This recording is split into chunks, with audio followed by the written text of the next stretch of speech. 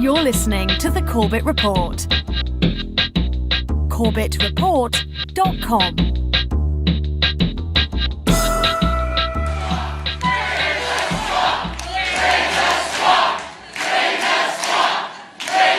That is I said that about a week ago. And I didn't like it that much. Didn't sound that great. And the whole world picked it up. So it shows you what I know. It's crazy. Drain the swamp. We're going to drain the swamp of Washington. We're going to have fun doing it. We're all doing it together. It is funny.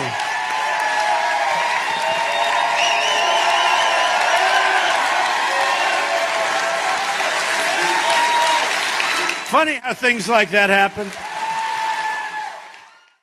Welcome back, ladies and gentlemen. Welcome back to the Corbett Report. I'm your host, James Corbett of CorbettReport.com, coming to you, as always, from the sunny climes of Western Japan, here on the 3rd day of February 2017.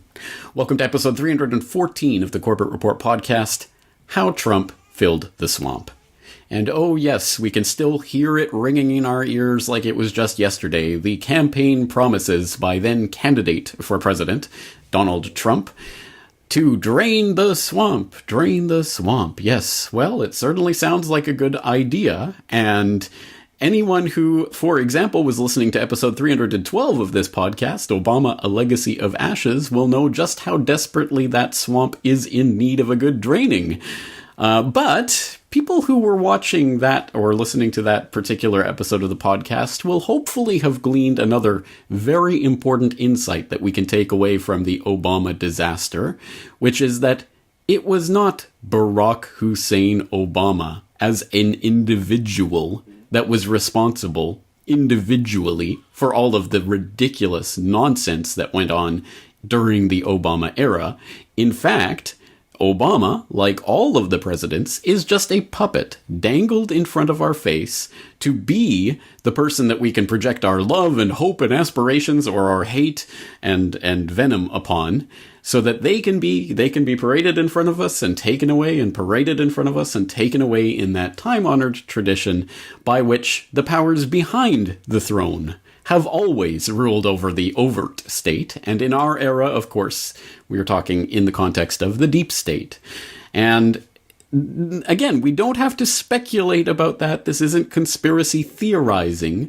We have actual hard documented evidence for that. I will once again refer you back to episode 312 so you can rewatch specifically the latter half of that podcast for more detail. But do you remember the leaked email that we now have in our possession? You can go and read this email online that was sent from Mike Froman, then an executive at Citigroup, to John Podesta back in October of 2008, October 6th to be precise, or over 1 month before the 2008 Hope and Change selection took place, when millions of earnest Democrats were vehemently arguing, oh, please, you have to get out to the polls next month and vote for Obama, who will be the man who will bring the hope and change that we want. Drain the swamp 2008, if you will. And now we know that more than 1 month before that selection took place and Obama was anointed the new president of the American empire, we know that Mike Froman of Citigroup was already writing emails to John Podesta picking Obama's cabinet. And it wasn't just suggestions. These were all of the people who ended up being in Obama's cabinet. He suggested Holder at the Injustice Department. He suggested Napolitano at Fatherland Security. He suggested Rahm Emanuel for Chief of Staff. He suggested Sebelius at HHS. He suggested Shinseki and Arnie Duncan and all of these other people who got in. And, of course, Mike Froman suggested 3 possibilities for Treasury Secretary: 2 Goldman bankster alumni, Robert Rubin and Larry Summers, who both have intimate relations with Democrat administrations in the past and destroying the whatever semblance remained of the banking industry that led to the 2008 crisis.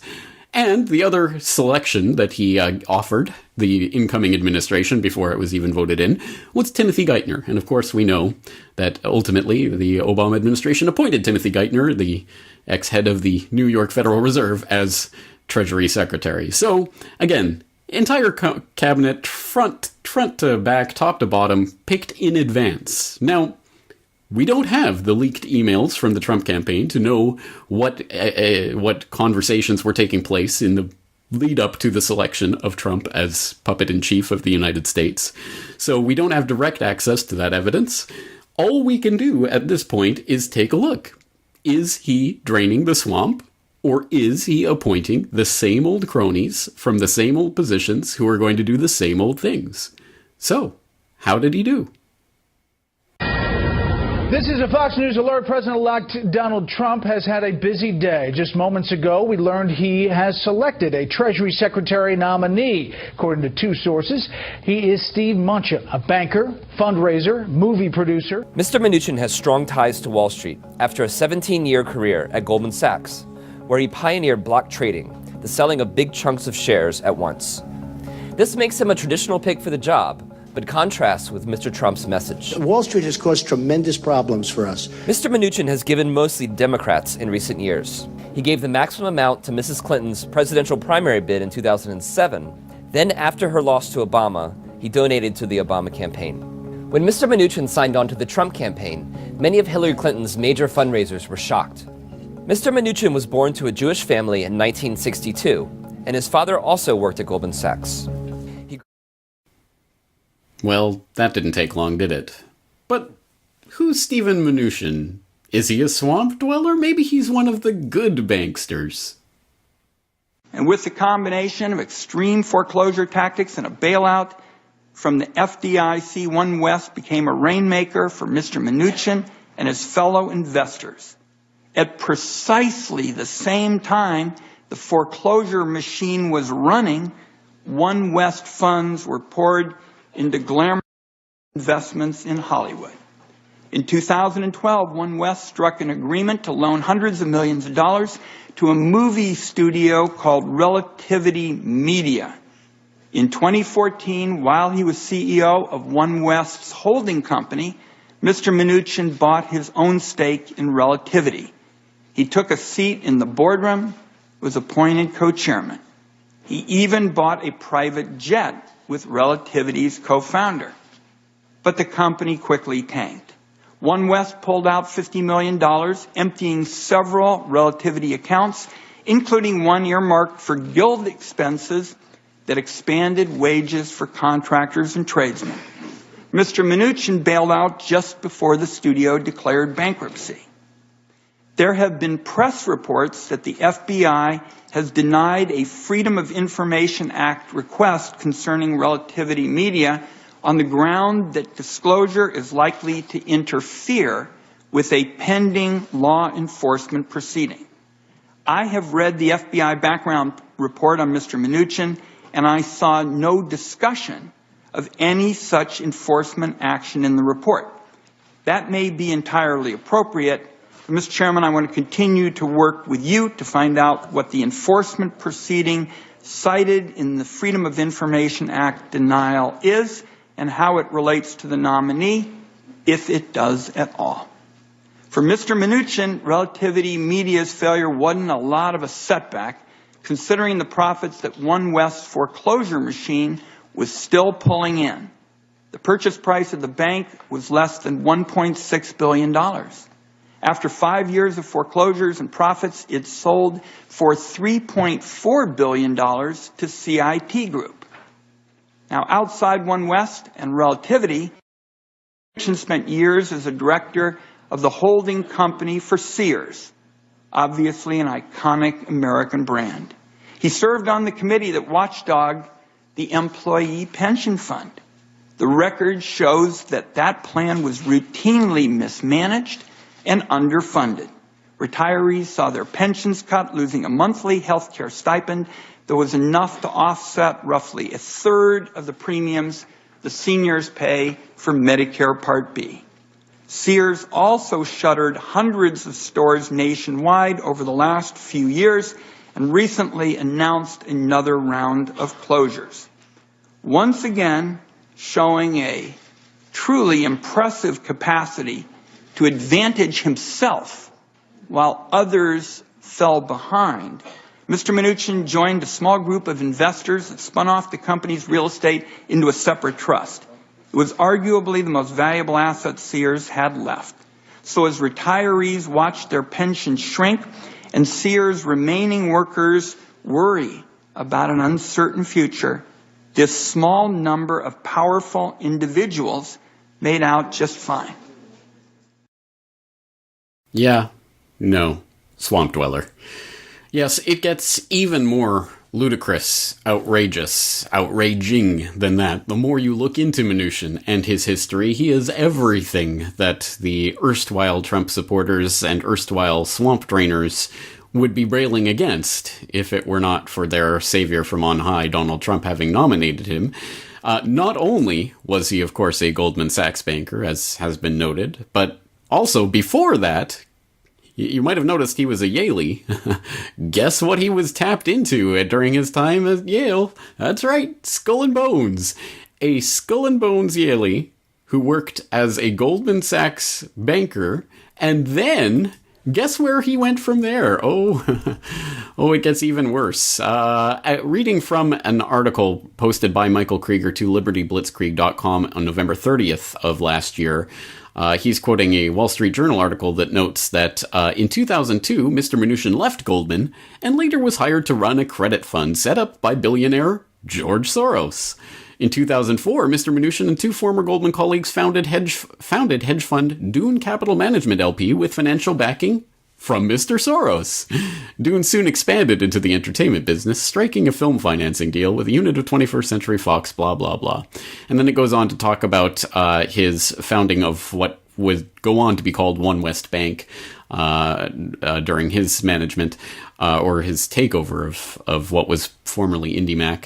That's a whole saga into itself. I'll put some links in the show notes if you want to explore that saga and some of the really shady dealings that went on. But I trust that clip of that exchange during his confirmation hearings in the Senate with Senator Wyden at least gives you a window into some of the ridiculous, shady practices that went on under Mnuchin's tenure at places like One West. What can you say? This is the swamp. This is the representation of the swamp. Goldman, Soros, Skull and Bones bankers are the swamp itself. And now yet another insider has been tapped to head the Treasury Department. And unfortunately, it doesn't just end there, even if we're just talking about the financial side of things in the Trump administration. But to talk about the Mnuchin appointment and some of the other related financial appointments that are taking place in the Trump administration and what that portends for the nature of the economy and the U.S. government's role in that under the Trump presidency, last month I had the chance to talk to Michael Krieger about his article. Number one, myself personally, there were things I liked about Trump and there were things I hated about Trump. One of the things that concerned me the entire election was the fact that I never believed that he really didn't like Wall Street or had problems with the financial system. I thought a lot of that talk, specifically towards the end of the campaign, was Steve Bannon driven and not what Trump really believed. And I wrote that. I wrote that on several occasions. So as someone that worked on Wall Street, kind of knows how these people think, the evidence was not clear that Trump was opposed to the bankster rule. It didn't seem that way to me. So that's number one. So when you see a choice like Mnuchin, right, for me, it wasn't, oh, my goodness, he's going against what he said. To me, I never felt like he really had a thing against the Wall Street parasites. I never felt he was strong on that. So that's number one. Number two, I think people have to understand that the ideology, right? Everyone has this sort of worldview and ideology, and someone like Steve Mnuchin, people like this have an ideology. And it's ingrained. It's not like going to switch on a dime because he's with Trump. His ideology is money at all costs. Right? There's no thinking about the broader citizenry. There's no. Is this a deal where I can make an enormous amount of money by using cronyism and then foreclosing on Americans? It takes a certain individual to do that, particularly an individual whose father was a partner at Goldman Sachs, who was already a partner at Goldman Sachs, who has all this money, right? Remember that, James. When you have a certain amount of money, you can go in a few directions. You can say, hey, I'm going to try to do some good with this money. Or you can say, I am just going to try to get more and more piles of money at all costs to feed my ego. Mnuchin seems to be in that camp.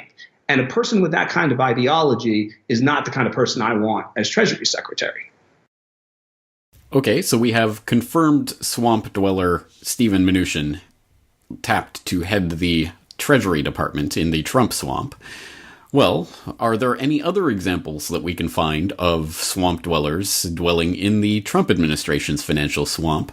Actually, the better question to ask, is there anybody associated with finance anywhere in the Trump White House who is not a swamp dweller? Because it seems every single pick that he's made has some sort of very shady connection to the banking underworld. For example, of course, the chief strategist in the Trump White House, Steve Bannon, ex-Goldman Sachs, the head of the SEC, Jay Clayton, ex-Goldman Sachs, the chair of President Trump's National Economic Council, Gary Cohn, not just Goldman Sachs, but in fact, the president and COO of Goldman Sachs, the number 2 man at Goldman Sachs, the number 2 banker right under Lloyd Godswork Blankfein, slated to be the successor to Blankfein as CEO of Goldman Sachs, now the chair of the National Economic Council.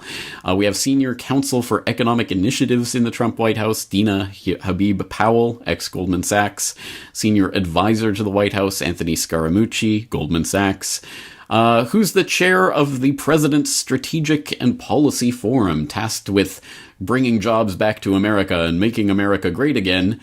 Stephen Schwartzman, the CEO of Blackstone, where he'll be joined on that council, on that forum, by Jamie Dimon of JP Morgan, Larry Fink, and all sorts of other Wall Street swamp dwellers. So there's plenty of swamp to go around in terms of financial picks in the Trump White House. And for more on that Goldman/government connection, we did just talk to Carrie Wedler about an article that she wrote. Actually, Goldman Sachs hacked the presidential election, which is worth listening to if you haven't yet done so. And there will be more to say in the coming days about Goldman/government Sachs, much more. So please stay tuned to CorbettReport.com for that.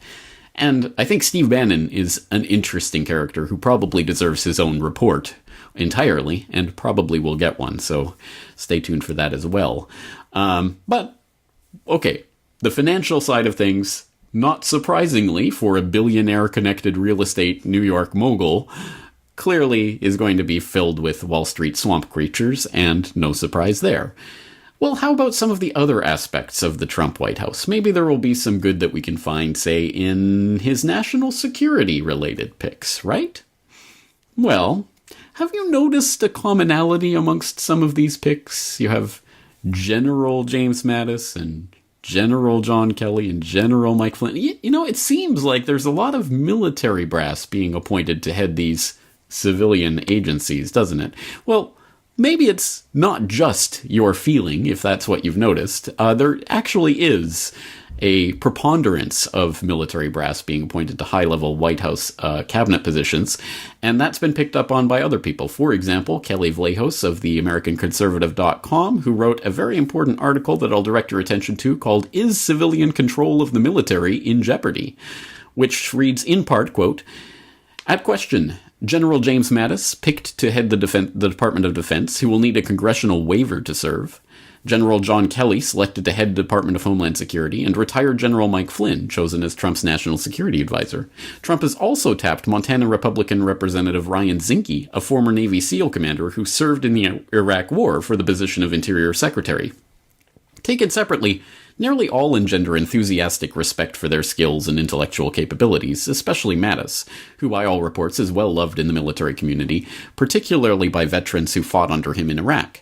Outside, he is described as a man of a forthright nature who is well-read, a good listener, and more than capable of handling the Leviathan bureaucracy that is the Pentagon.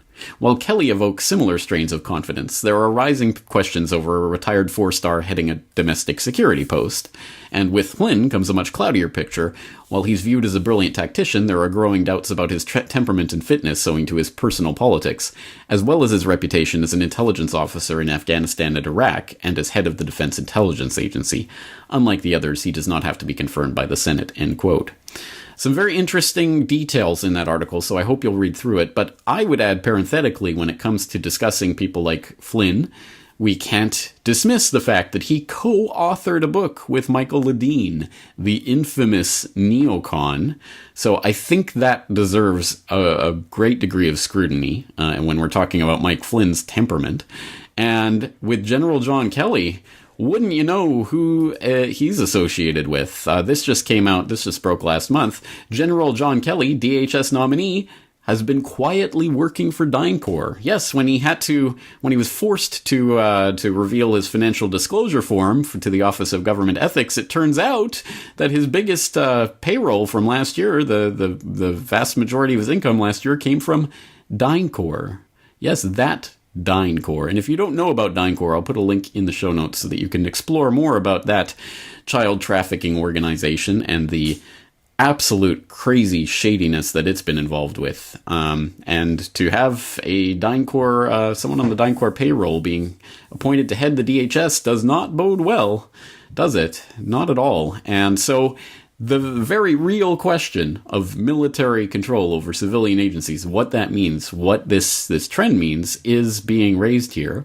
And for more on that, of course, I'll direct you to the Kelly Vallejos article, but Kelly also appeared on the Scott Horton show last month to talk about this article. Very happy to have you here and to talk about these important subjects. Civilian control of the military. And this is, I guess, your premise here. You talk about 7 days in May. I hope everybody's seen that. And I get, if I remember right, you kind of question here whether we even need a coup anymore. We got an entire cabinet full of generals. What do you think? Well, I think there are arguments on both sides of the issue.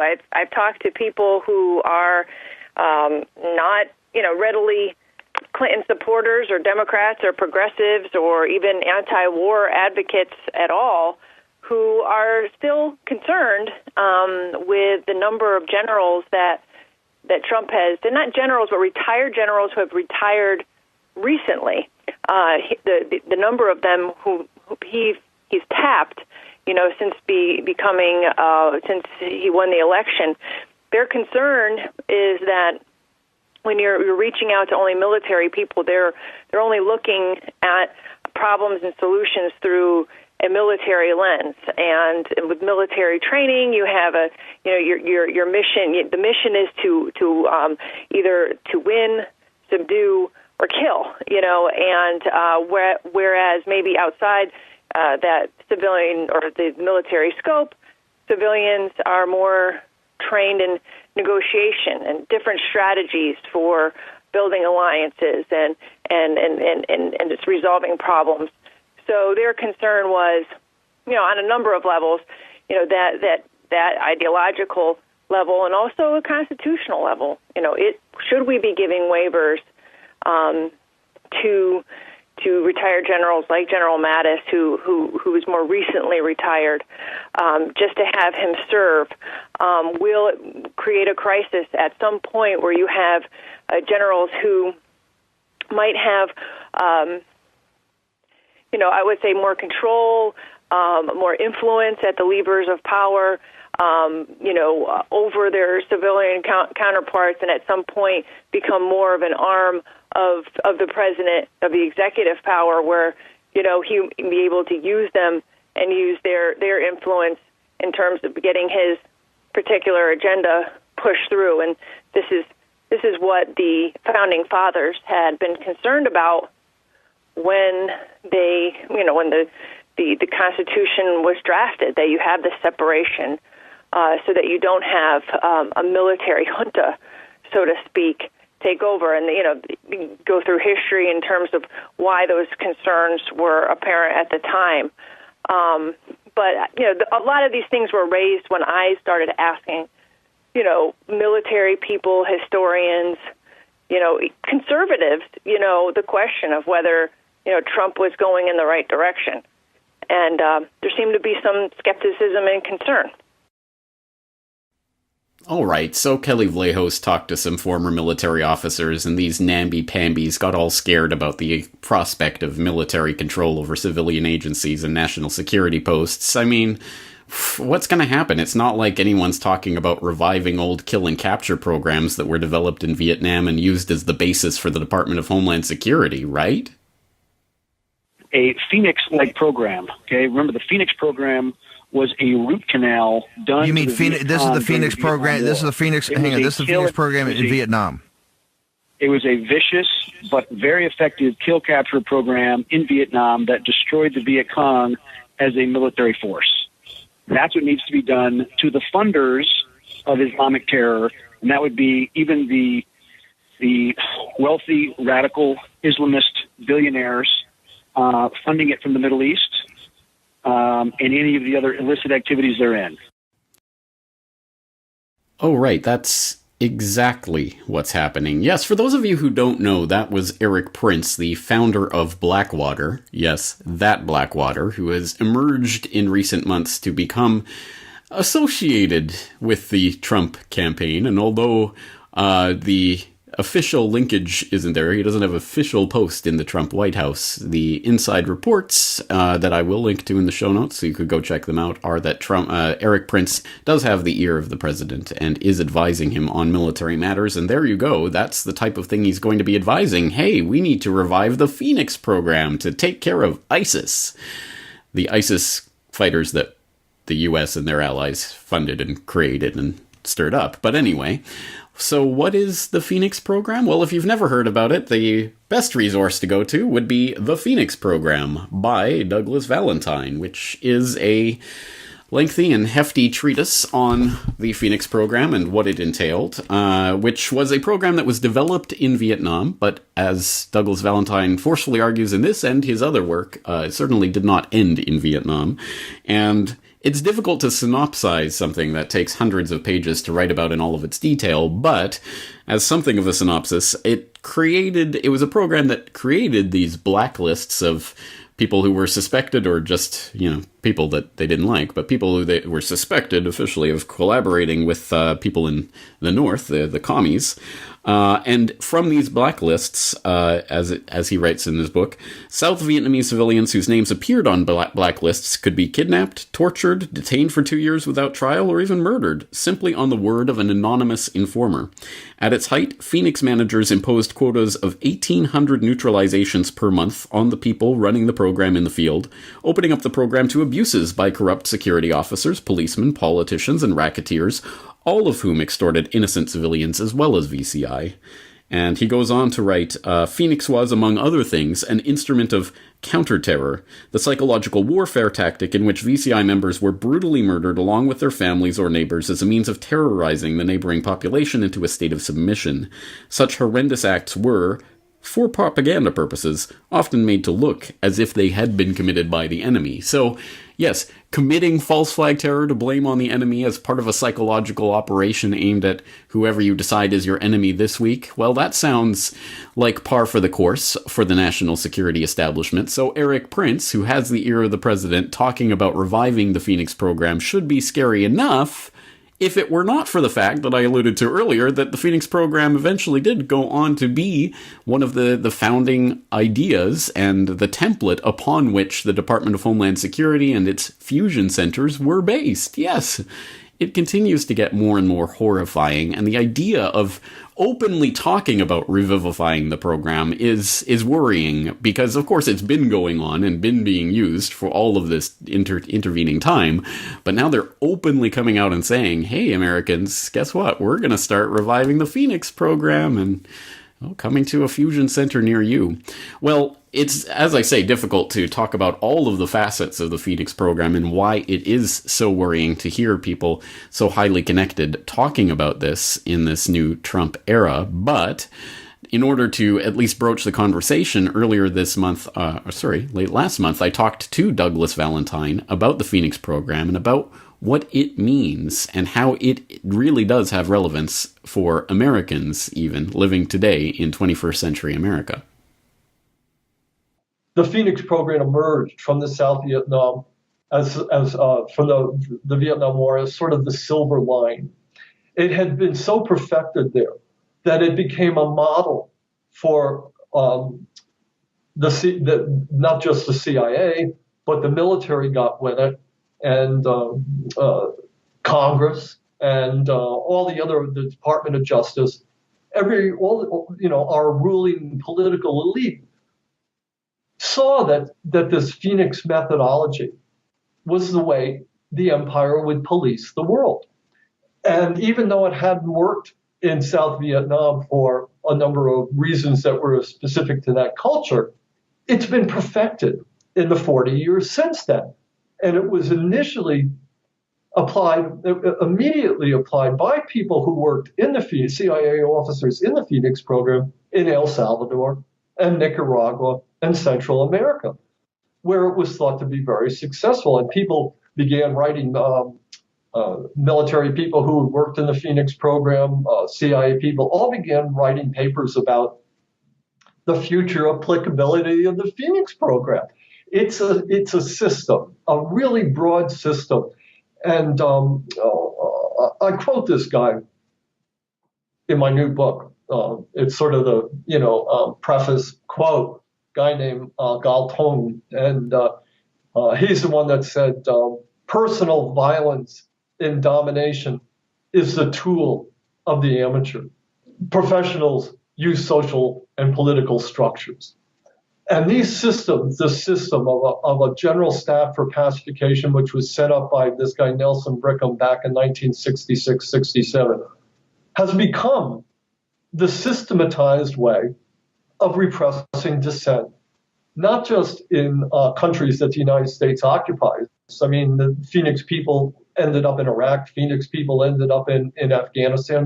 They're spread all around the world. The CIA has applied this Phoenix intelligence operations and coordinating model. It's actually integrated in how it's actually itself structured. They created, the CIA back 2 years ago, created 10 of these Phoenix type centers, which it now has spread around the world.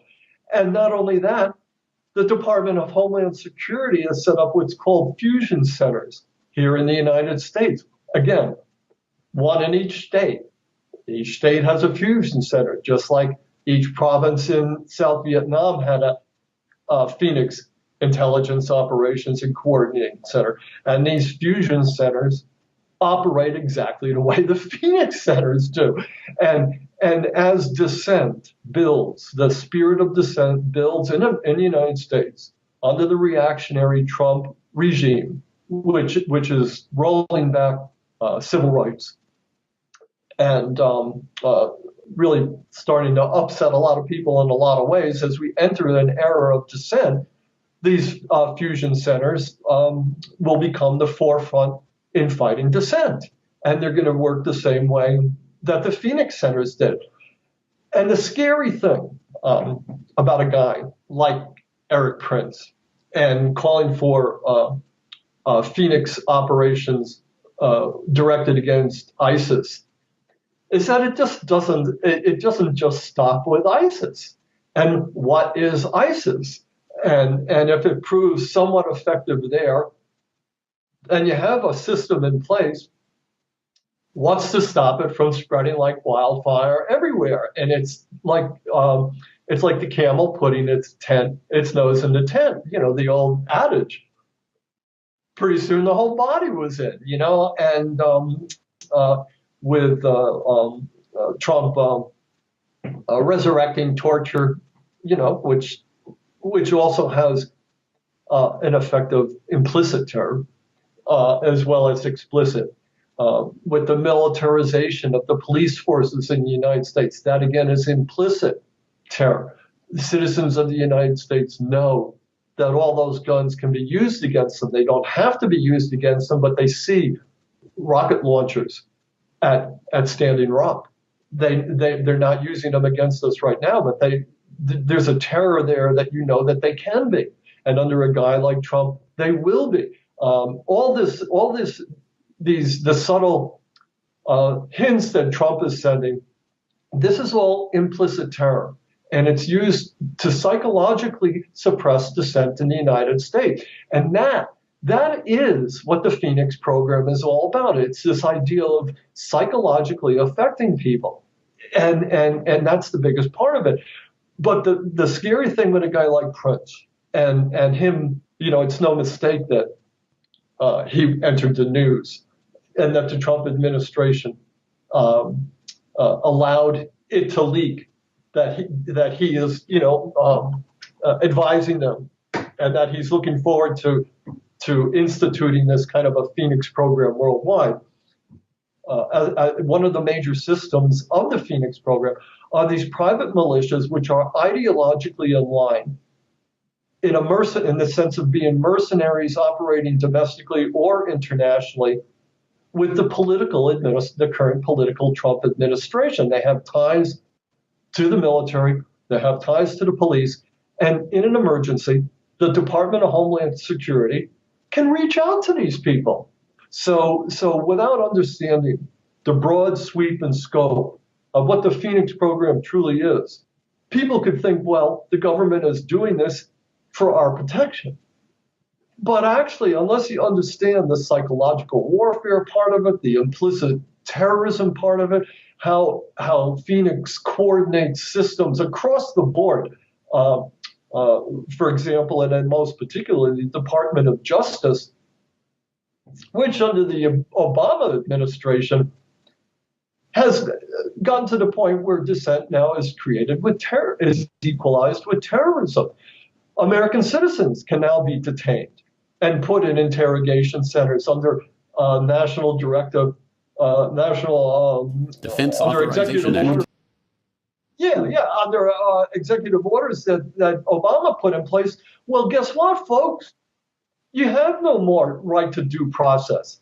So this is the elaborate, systemized form of repression that Eric Prince is signaling on behalf of the Trump administration when he starts talking about the institutionalization of a Phoenix program. And anybody who interprets it narrowly or any different than that is pulling the wool over your eyes. This is a massive first step in suppressing dissent in the United States. Douglas Valentine of DouglasValentine.com. Now, at this point, you would be forgiven for asking the question, perhaps rhetorically, are there any campaign promises that candidate Trump made that he's actually going to follow through on? And the answer is yes. He's going to follow through on at least one important campaign promise: make Israel great again. Thank you very much. I speak to you today as a lifelong supporter and true friend of Israel.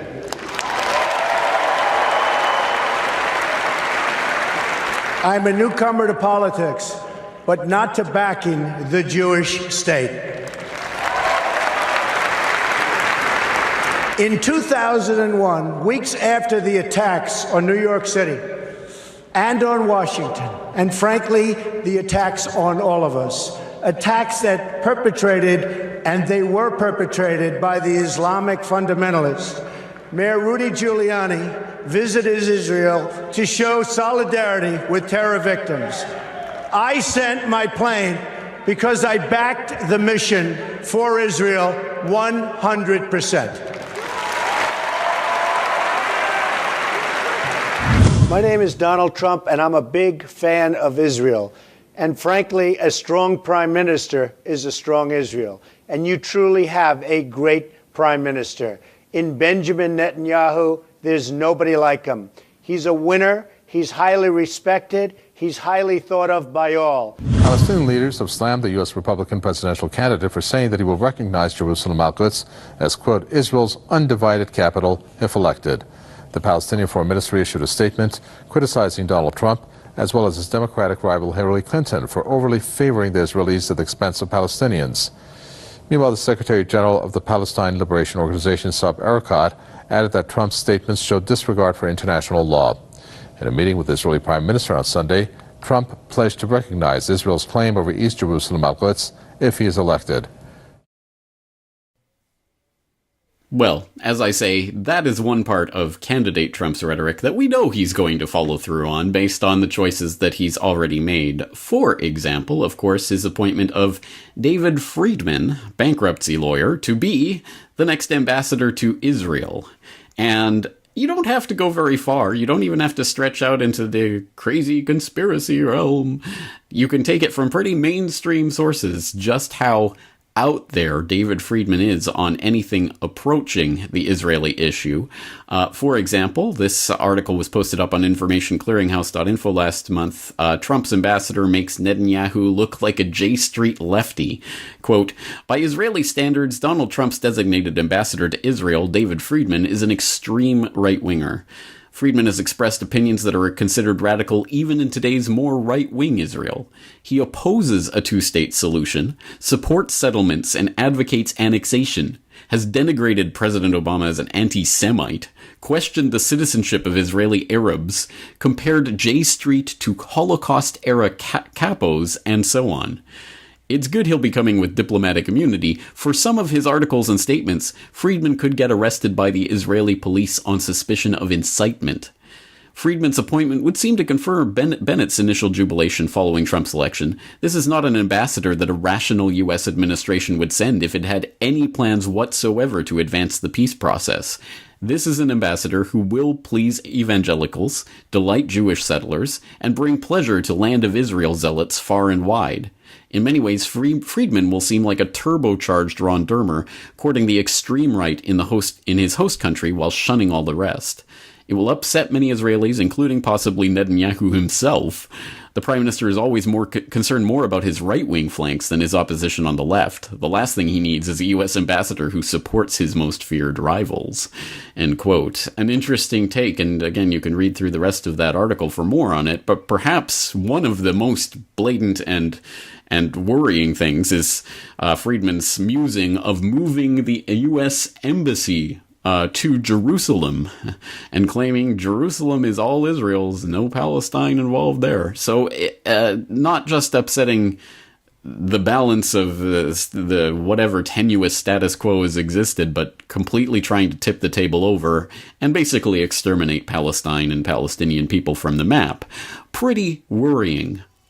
You would not be forgiven for believing, but it gets even worse because it's not just his ambassador appointment, it's also the person that he's going to appoint to head the Israeli settler / the Israel-Palestine peace process, Jason Greenblatt, again, who seems to have no qualifications for this position other than being a real estate lawyer who's represented Donald Trump's business and the Trump Organization since 1997, so you know, of course, a little bit of nepotism and backslapping going on, but it's made even worse again by the fact of who Greenblatt is and what he believes. Taking this from Mondo Weiss, which had this article up in December, Greenblatt is another staunchly pro-Israel voice joining the president-elect's administration, and according to the Forward, may be the first leading advisor on Israel to a U.S. president that's done guard duty at a Jewish settlement in the occupied West Bank while armed with an M16 assault weapon. While Greenblatt supports a two-state solution, he believes that the withdrawal from Gaza was the forerunner to the rise of Hamas, as well as the following wars. The real estate attorney who will become America's leading man on Israel once studied at a religious school in the West Bank settlement of Alon Shavot, and is the author of a tourist guide on family holidays in Israel. And again, as Forward points out, like all students at the yeshiva, he did occasional armed guard duty in the West Bank. So a man who was carrying an M16 and is now apparently the man who's going to be in charge of the peace process and deciding how the settlement issue should be decided. Well, again, we know which side of this issue Trump is on, and his appointments bear that out in spades. So consider that, I suppose, a promise made and kept. Well, there you go. It's not necessarily going to bode well for, well, certainly not for Palestinians or people interested in peace in the Middle East. But is there any bright ray of hope we can find? Maybe we can turn to the Injustice Department. I mean, surely anything will be better than the Holder era, where, of course, no banksters were prosecuted. Well, okay, so no banksters will be prosecuted under Trump either, but what about just justice in general? Maybe someone can be appointed to flip all of this police state craziness that's been brought in by Bush and hyped up under Obama. Maybe someone can finally put the brakes on it, like Jeff Sessions as Attorney General. What do we know about Jeff Sessions? Well, let's turn to an important article that I will direct your attention to. It was posted up on activistpost.com last month by Derek Brose. It's called "President Trump's Attorney General Will Continue the Surveillance State." And in this article, which is well documented, I hope you'll go through it and read through it, Brose outlines Sessions' proclivity for the war on drugs and his advocacy of the surveillance state, including the stingrays, the cell phone simulators that the police are using more and more these days. He talks about Sessions' proposed war on encryption, and also his proclivity to go after whistleblowers and journalists by calling them leakers of unlawful information. Unlawful information. Scary words to be bandied about by an attorney general, but there you go. So, as you will have noticed, just earlier this week, I had the chance to talk to Derek Brose about Jeff Sessions as attorney general. Let's back up for a second and go over some of these points. So, for example, on encryption, there's a post up on EFF.org, Attorney General nominee Sessions backs crypto backdoors, which notes that in the written response to the question submitted by Senator Leahy to Sessions for his confirmation, Leahy asks the question, do you agree with NSA Director Rogers, Secretary of Defense Carter, and other national security experts that strong encryption helps protect this country from cyber attack and is beneficial to the American people's digital security? I mean, it's a meaningless question, but it's a no-brainer. Yes, I agree, would be the answer. However, the answer that Sessions gives is, encryption serves many valuable and important purposes. It is also critical, however, that national security and criminal investigators be able to overcome encryption under lawful authority when necessary to the furtherance of national security and criminal investigations. Now, those words coming from the newly confirmed Attorney General should send shivers down the spine of anyone who's listening to this conversation, but for the heart of thinking, can you spell out what is so bad about giving the government backdoor to encryption technologies?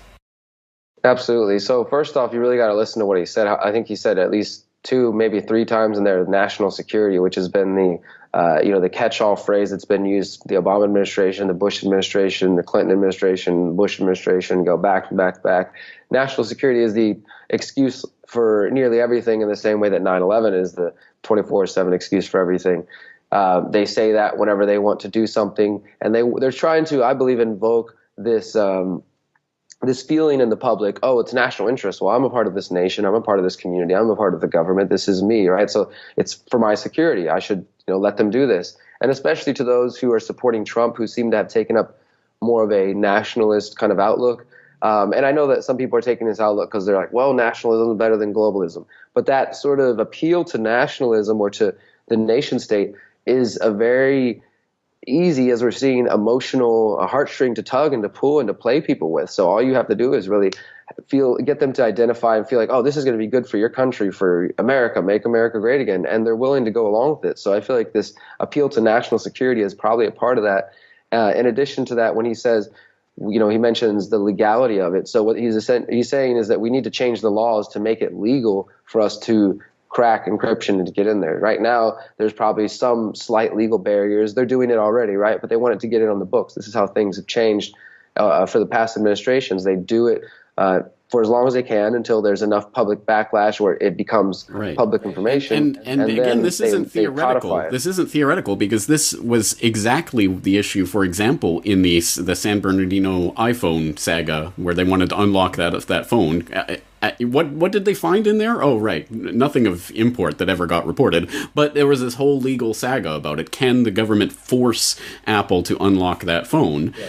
And at the time, what did candidate Trump said? He said, quote, "To think that Apple won't allow us to get into that cell phone. Who do they think they are? No, we have to open it up."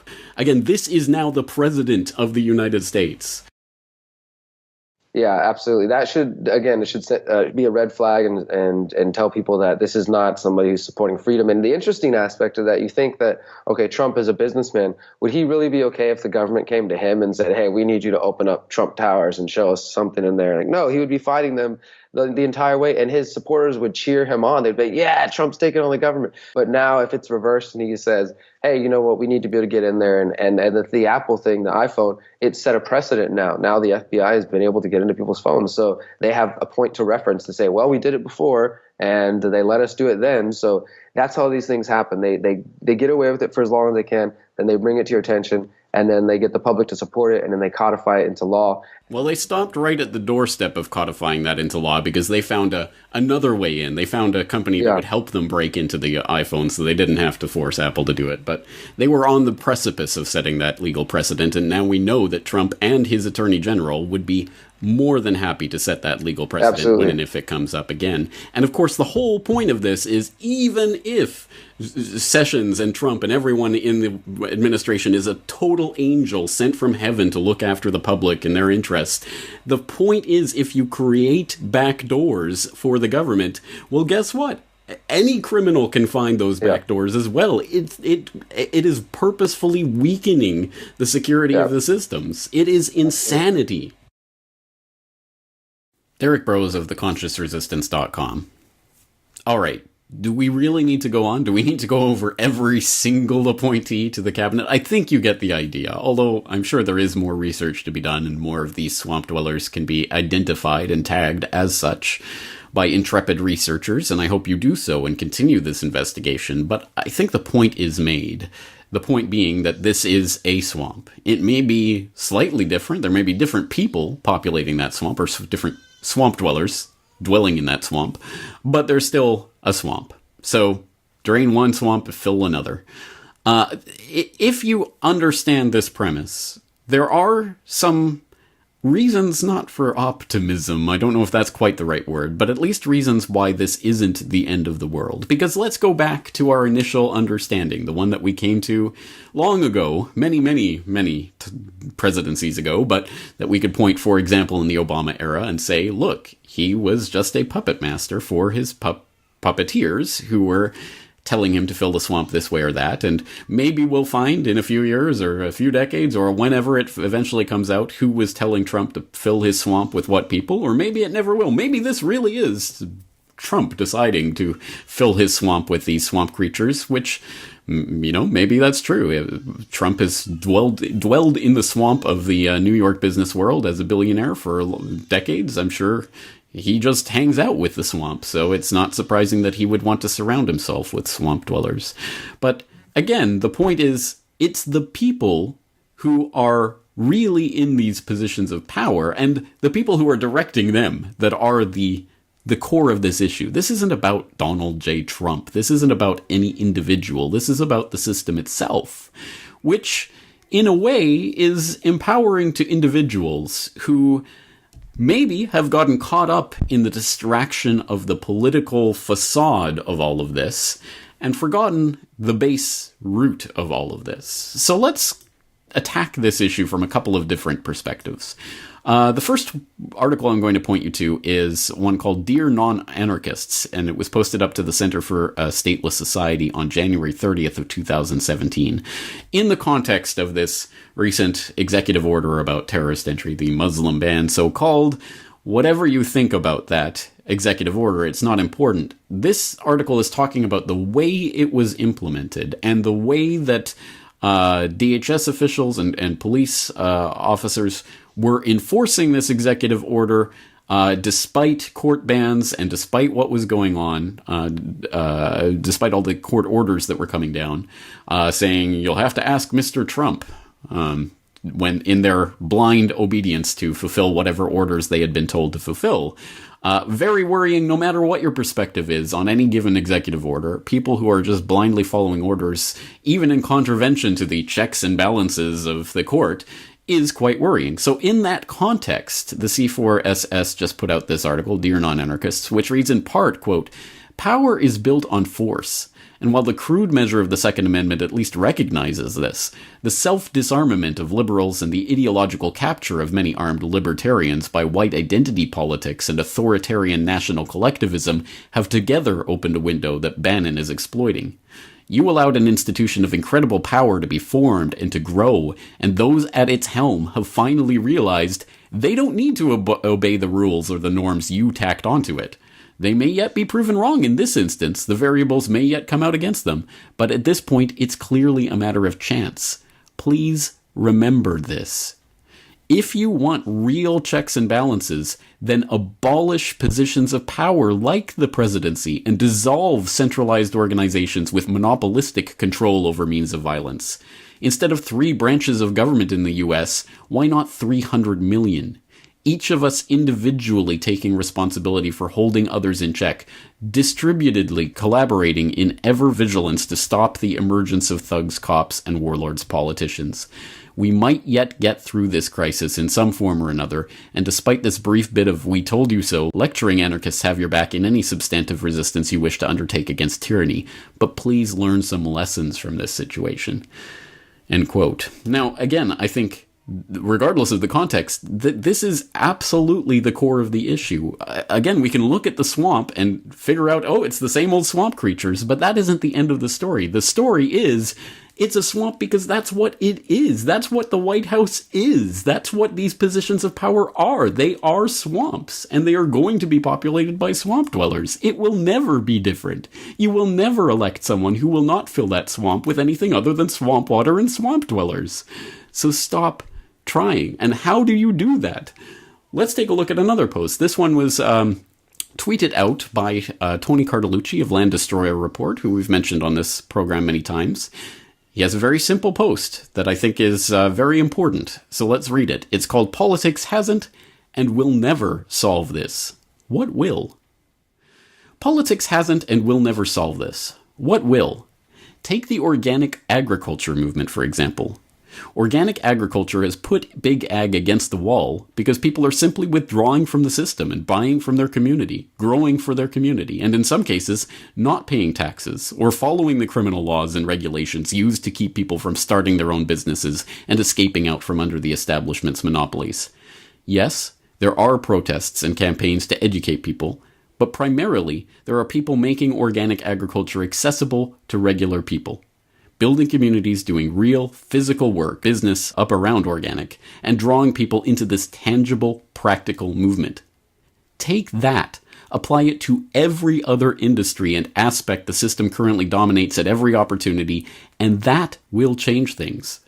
Politics is what people do when they have no real solution to any given problem, which is why politicians are famous for talking, but doing nothing. End quote.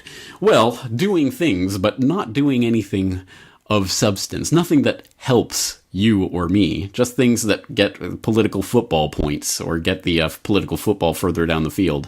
Well, the end zone is tyranny, and we're moving there yard by yard. And no matter which team is moving the ball, it's moving it towards the same end zone. So, that is the political game that they want you to play. And the only way to win that game is not to play it. Is not to invest your time, your energy, or your identity focused on the swamp. Don't expect anything but swamp dwellers to exist in the swamp. What we have to do is start creating non-swamp space, or reclaiming the swamp space, making it into our own. And I think Tony Cartalucci has gestured at one very specific example there that we've talked about on this program before. For example, in our solutions episode on guerrilla gardening. But there are many, many other examples. I invite you to type the word solutions into the search bar of CorbettReport.com and look at the different ways that individuals working together in communities can act in ways that impact your life directly without having to go to some savior on high to save you from the swamp creatures who are dwelling in the swamp that you give all your time, energy, attention, and money to. That's the real problem, and I think that's the real way to divert ourselves from this endless roller coaster they have us on of Bush, Obama, Trump, whoever's next. It's the same thing because all they are puppets for the puppet masters who are filling the swamp exactly as they've been told. Trump is no different.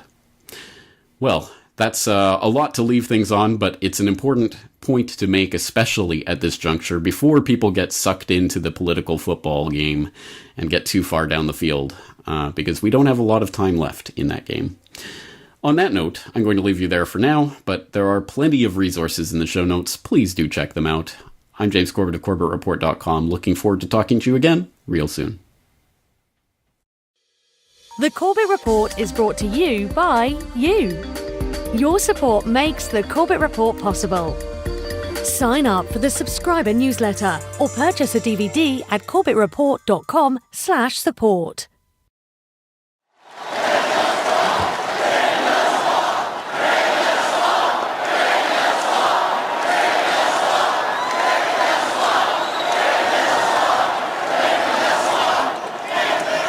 You know, when I first heard that term, I hated it. I said, oh, that's so hokey. That is so hokey. But I said, look, let's give it a shot. I tried it. The place went crazy. Then I said, maybe we'll try it again. The place went crazy. And now I like it.